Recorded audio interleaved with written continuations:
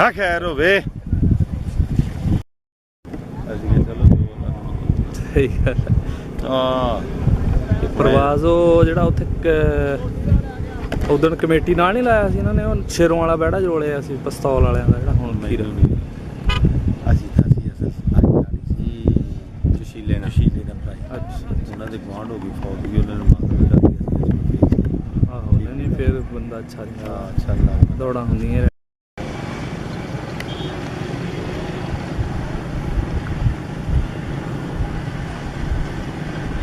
ਆ ਮੜਾ ਪਿੱਛੇ ਨੂੰ ਹੋ ਜਾ।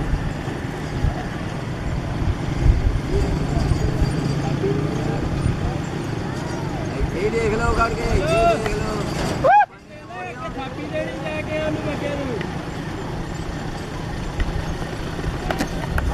ਆ ਜਾਂਦਾ ਹੋ